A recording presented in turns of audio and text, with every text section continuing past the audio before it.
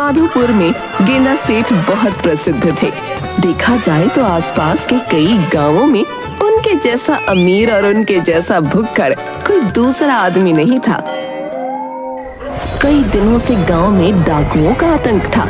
सबसे अमीर होने के कारण गांव वालों ने सेठ साहब से डाकुओं के बारे में शिकायत की।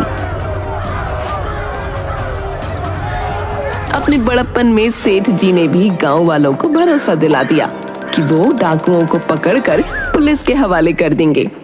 उनके होते हुए किसी को डरने की जरूरत नहीं है। और फिर अपनी बात को वो भूल गए। इस बात को 1 महीना हो चुका था।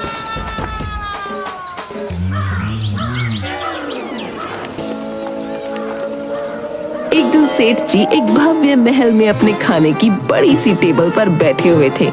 टेबल पर तरह तरह के पराठे, बटर चिकन, छोले भटूरे और मिठाइयाँ सजी थीं। यार, पनीर का पराठा और होता तो क्या ही बात होती। तभी उनका वफादार नौकर रोंदू थोड़ा घबराया हुआ सा अंदर आया। सेठ जी, आपको जंगल में जाना है। आपको पता भी है गांव वाले आपके बारे में कैसी कैसी बातें कर रहे हैं। अरे गांव वालों को छोड़ो, उन्हें क्या पता जिंदगी क्या होती है। अरे मैं इतना स्वादिष्ट खाना छोड़ के डाकुओं को ढूंढने जाऊंगा भला। अरे सेठ जी, यही वक्त है। मुझे डाकुओं के बारे में कुछ खबरें मिली हैं। रोंदू, तू समझता नहीं है। पहले ये खाना खा लेने दे। खाना खाने के बाद जो होगा सोचा जाएगा भाई। सेठ जी, आप गांव के मुखिया बनना चाहते हैं ना। अगर आपने डाकुओं का सफाया कर दिया तो समझ जाइए गांव वाले आपको ही मुखिया बनाएंगे। फिर तो आपको तरह तरह के खाने की चीजें मिलेंगी। हाँ, और गांव के सभी लोग आपके खाने के शौक को तो जानते ही हैं। वो फिर आपके लिए तरह तरह की चीजें लाएंगे। हाँ,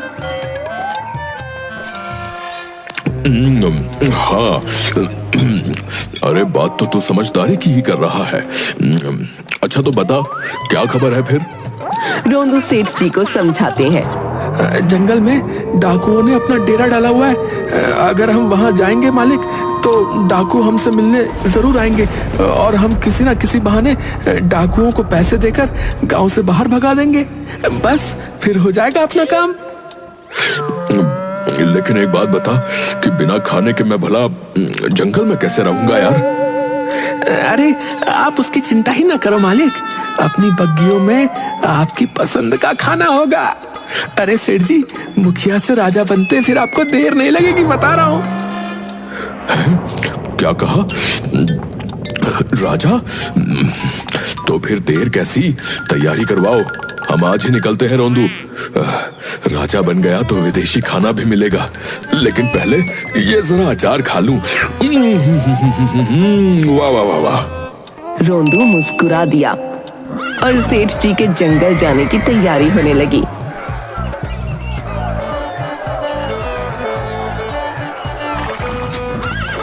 और सेठ जी जंगल की तरफ निकल पड़े।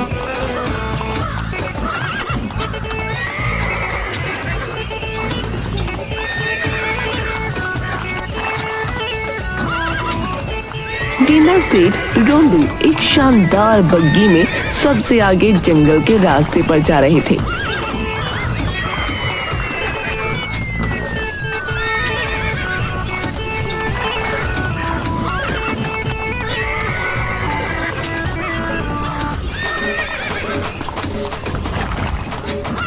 अचानक बग्गी का पहिया खड्डे में अटक गया। उफ, ये क्या हुआ? ये बग्गी कैसे खराब हो गई भाई? पर चलो, अच्छा ही हुआ। मेरा खाना लगवाओ, जब तक बग्गी निकलेगी मैं खाना खा लूंगा। हाँ। सेठ जी के पकवान सजा दिए गए। उनकी सुगंध जंगल में घूम रही एक परी तक पहुंची, जो सेठ जी के पास आ गई। वो बहुत सुंदर और चंचल थी। और जब उसने देखा कि सेठ जी इतनी बड़ी मात्रा में खाना खा रहे हैं, तो उसने सोचा, इतना खाना, ये आदमी है या हैवान? इतने खाने को तो पूरे जंगल के जानवर भी ना खा पाए। पर बहुत भूख लगी है, देखो क्या ये मुझे देगा। जब सेठ जी एक बड़ी सी शाही थाली के साथ जंगल में बैठे मलाईदार पनीर, नान, गुलाब जामुन और लस्सी का आनंद ले रहे थे, तभी हवा में चमकती हुई एक जादुई परी प्रकट हुई। परी बहुत ही सुंदर थी, उसकी आंखें चमक रही थीं। उसने हंसते हुए कहा, अरे सेठ जी, आप तो अकेले ही पूरा भोजन उड़ा रहे हैं, मुझे भी कुछ खाने को मिलेगा या सब खुद ही खा जाओगे? अरे परी बहन, तुम्हें खाने की क्या आवश्यकता?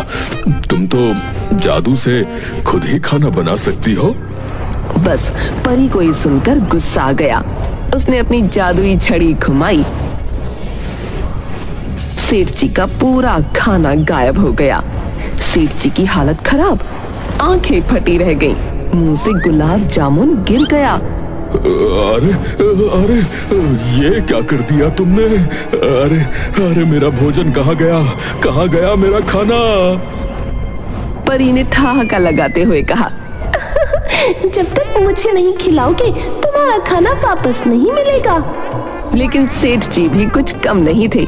उन्होंने सोचा,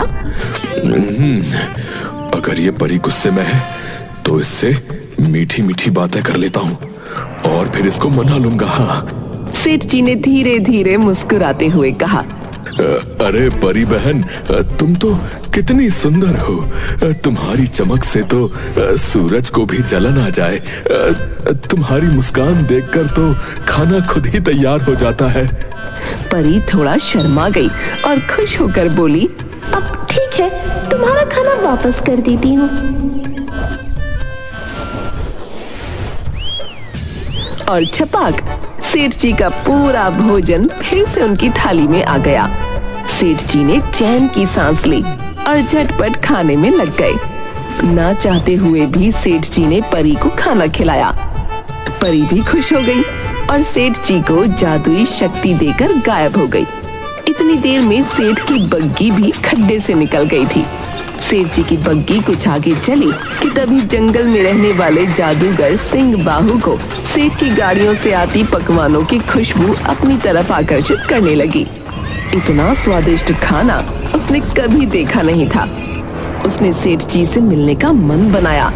सिंह बाहु एक बहुत ताकतवर जादूगर था और उसका जंगल पर पूरा अधिकार था। ये आदमी अगर मेरे जंगल में रहेगा तो मुझे भी कभी भूखा नहीं रहना पड़ेगा। इसको अपने साथ रखूंगा तो पूरे जंगल में खुशहाली आएगी।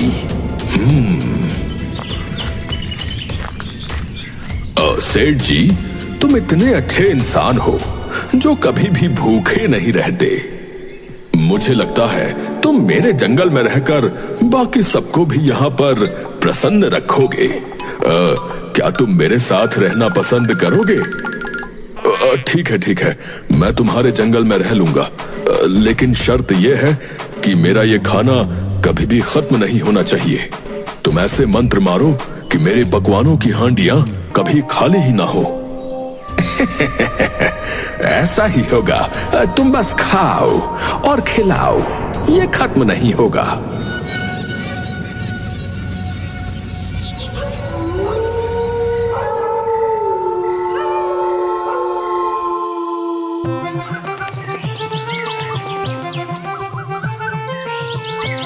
अब जंगल में भुक्खड़ सेठ जी का राज चलने लगा।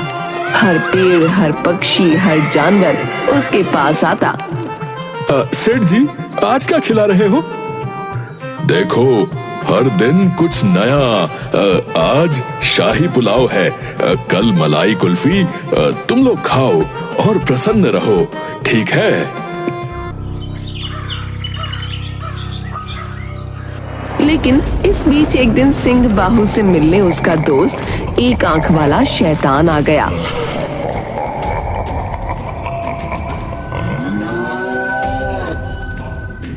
जब उसने सेठ जी का खाना खाया तो हैरान हो गया, पर उस शैतान को ये देखना अच्छा नहीं लगा कि भुक्खड़ सेठ जी का खाना जंगल में सबको मिल रहा था। जिसके कारण अब कोई किसी का दुश्मन नहीं था। सब मिलकर रहते थे, न कोई छोटा था न कोई बड़ा। उसने सोचा, आओ, अगर मैं इनका खाना चुरा लूं तो जंगल के सारे जानवर भूखे हो जाएंगे। आओ, और जब इनमें एकता खत्म हो जाएगी तो मैं इन्हें आसानी से खा सकूंगा। आओ, फिर सेठ जी के खाने के हिस्से भी कम हो जाएंगे। शैतान चुपके से सेठ जी के पास पहुंचा। शैतान ने एक आंख घुमाकर अपनी जादुई शक्ति लगाई और धीरे से सेठ जी के सामने रखा सारा खाना चुराकर अपनी पीठ पर लाद लिया। सेठ जी के पास परी से मिली जादुई शक्तियां थीं। उन्हें सब पता चल गया। उन्होंने भी परी का जादू चलाया। शैतान जितना खाना ले जाता उतना वापस आ जाता। आखिरकार शैतान थक कर बैठ गया। उसे देख सेठ जी ने हंसते हुए कहा, क्या तुम सच में समझते हो कि तुम मेरा खाना चुरा कर भाग सकोगे?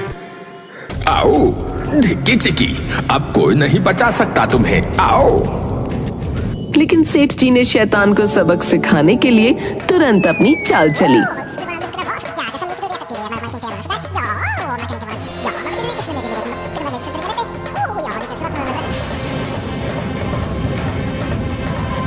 शैतान घबराया।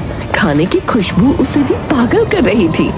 सेठ जी का खाना खाने के लिए सेठ जी से वो प्रार्थना करने लगा। रोंदू ने सेठ जी के साथ योजना बनाई और जब सेठ जी ने शैतान को खाना दिया, रोंदू ठीक उसके ऊपर पहाड़ पर जाकर उसके ऊपर बड़ा पत्थर फेंक देता है और देखते ही देखते शैतान मारा गया। लेकिन सेठ जी ये सब देखकर परेशान हो चुके थे। उन्होंने रोंदू से कहा, रोंदू, हम जंगल में राज करने नहीं आए हैं। हमें अपने गांव वापस चलना चाहिए। जी मुझे याद है, जल्दी से जल्दी डाकुओं को पकड़कर आपको गांव का मुखिया भी तो बनना है। अरे मैं तो इस जंगल में आकर जैसे सब कुछ भूल ही गया हूँ। लगता है इस जंगल में कुछ अच्छा हो ही नहीं सकता। अभी तक मुझे डाकू दिखाई नहीं दिए। कहाँ है वो? गेंदा सेठ, ये जंगल बहुत खतरनाक है। आप यहाँ हैं, ये खबर डाकुओं तक जैसे ही पहुँचेगी तो आप फिर चिंता न करें, वो खुद ही आपसे मिलने आ जाएंगे।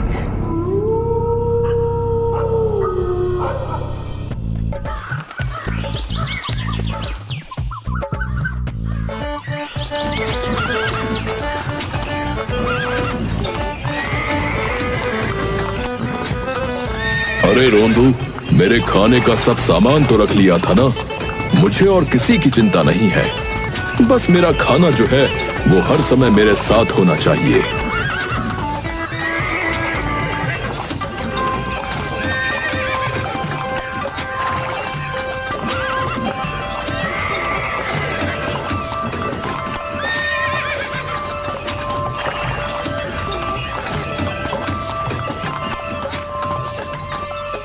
तभी अचानक बग्गी को घेर लिया। हाथ ऊपर करो और जो है सब कुछ निकालो। भाई ये कौन है? ये तो कोई बड़ा आदमी लग रहा है। ये कोई बड़ा सेठ है। इसे किडनैप करके कुछ बड़ा पैसा मिलेगा।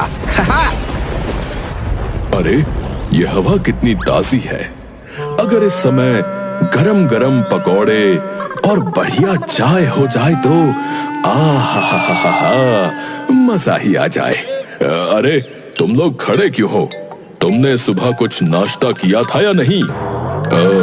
वैसे सुबह क्या खाते हो तुम लोग? क्या तुम हमें लूटने की चिंता छोड़कर हमारे खाने की फिक्र कर रहे हो? नहीं, पर तुम लोग खाते क्या हो? यही जानना था मुझे। देखो जरा पनीर के गर्मा गर्म पकौड़े हो जाएं तो मजा आ जाए। गेंदा सेठ, आपको मौत का डर नहीं है क्या? अरे भैया, खाना तो तब मजेदार होता है जब कई तरह के स्वादिष्ट स्वादिष्ट व्यंजन सामने हो और पेट भर जाए। लेकिन तुम लोग ये सब क्या जानो चुन्नी बाबू, बस दूसरों को लूटने में लगे रहते हो। बहुत हो गई बकवास। तुम्हारे पास जो भी है हमारे हवाले कर दो, वरना जान से हाथ धो बैठोगे। ठीक है, ले लो जो जो चाहिए। बस बता रहा हूं कि ये ब्रीफ केस नहीं दूंगा मैं। हाँ, इसमें मेरी सबसे कीमती चीज है। तो तुम्हारी ऐसी की तैसी, इधर लाओ ये ब्रीफ केस। वो ब्रीफ केस खोलता है और उसमें तरह तरह के सैंडविच और एक थर्मस में सूप निकलता है।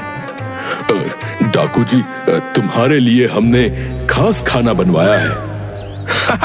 अरे वाह वाह, ये तो शानदार लग रहा है। बहुत सारे पकवान, खाना खाओ, फिर जो भी करना हो वो करते रहना। हाय, हम तो पैसे लूटने आए थे और ये हमें खाने के लिए बुला रहे हैं। देखो यार, तुम लोग सोच रहे होगे कि पैसे ले लें, पर ये स्वादिष्ट खाना तो पैसों से भी ज्यादा मजेदार है। गेंदा सेठ, तुमने हमारे दिमाग का दही कर दिया है। हाँ, हम तो तुम्हें लूटने आए थे और तुम हमें खिला रहे हो। हाँ। अरे, अब मेरी गाड़ी में तो यही खजाना मिलेगा ना। लो, ये लो, खीर खाओ भाई तुम। ये कचौड़ी कानपुर की है और बिरयानी हैदराबादी, लखनऊ के कबाब, मैसूर पाक। अरे, अभी तो आधे डब्बे भी नहीं खुले और देखो। एक दूसरे को देख रही हैं। उन्होंने कभी ऐसा कुछ नहीं देखा। अरे ओ मोटू सेठ, जल्दी से अपनी सारी दौलत निकाल, वरना तेरी हड्डियां तोड़ दूंगा। भाई, दौलत? कैसी दौलत? मेरे पास तो सिर्फ ये गर्मा गर्म खाना ही है। क्या तेरा मतलब तुझे सोने चांदी से ज्यादा खाने से प्रेम है? सोने चांदी खाकर पेट थोड़ी ना भरता है भाई। असली दौलत तो ये चिकन बिरयानी और मलाई कोफ्ता है। अरे वाह, बिरयानी, मलाई कोफ्ता। ठहर, पहले हम ये खा लें, फिर तुझे लूटेंगे हैं। अरे भाई, जितना मर्जी खाओ, सब फ्री है। हाँ। जैसे ही डाकुओं ने बिरयानी और कोफ्ते खाने शुरू किए, अरे बाप रे, अरे मोरी मैया, अरे जीभ जल गई।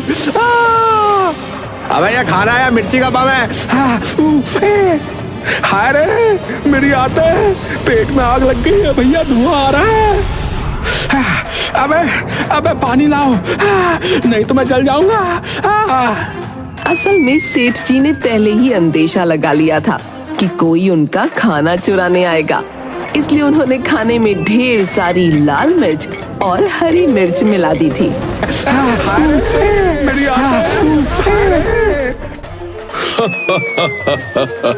अरे भाई, पानी नहीं मिलेगा, जंगल में ऐसा ही तीखा खाना मिलता है। पानी पानी। हाय, पेट में बम फट रहा है, गुड़गुड़ हो रही है। ए भाई, हट जा, मेरे को जाने दे, मेरे से रुका नहीं जा रहा है। अबे निकल गई, अबे ओ।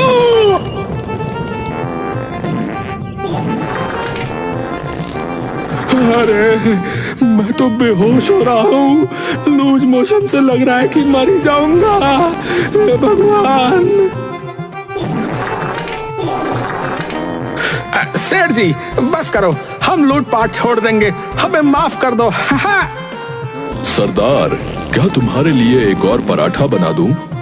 देखो, ये छोटे डाकू सो रहे हैं, तुम्हारे लिए अभी भी एक ताजे पराठे का इंतजाम कर सकता हूँ। गेंदा सेठ, क्या कर रहे हो? अरे चुपचाप निकल लेते हैं यहाँ से, ये डाकू हमें मार भी सकते हैं। गेंदा सेठ। अरे, तुम मुझे इतना मूर्ख समझते हो? माना कि मैं भुक्कड़ हूँ, पर मैं मूर्ख नहीं हूँ, और मारना तो इनका काम ही है, तो इसीलिए मैंने खाना खिलाकर इनकी सारी ताकत पहले ही खत्म कर दी है। अब इनसे कुछ नहीं हो पाएगा। गेंदा सेठ ने परी की शक्ति से डाकुओं को रस्सी से बांध दिया और उन्हें उड़ाते हुए जंगल से बाहर ले चला। डाकू इतने दिन बाद ऐसा खाना खाकर इतनी गहरी नींद में थे कि उन्हें कुछ भी पता न चला। ए भाई, मैंने तो सोचा था कि हम गेंदा सेठ को मारेंगे, लेकिन हमें तो उनकी दावत ने मार डाला कसम से। मुझे तो लग रहा है जैसे कि मैं हवा में उड़ रहा हूँ यार। अगर मुझे पता होता कि ये खाना खिलाकर हमारा दिमाग और शरीर दोनों निकाल देंगे तो कभी नहीं आते। मेरा शरीर भी उड़ रहा है।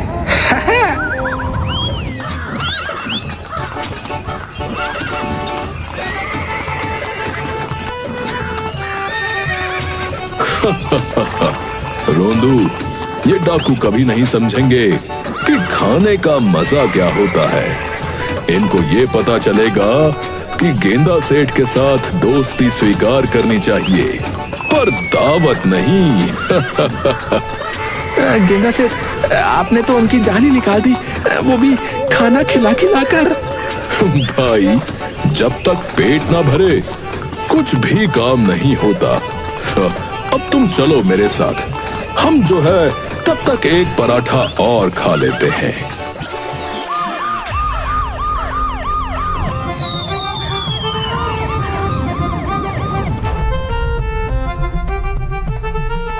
गेंदा सेठ डाकुओं को पुलिस के हवाले कर देते हैं और भुक्खड़ गेंदा सेठ गांव के मुखिया बन जाते हैं।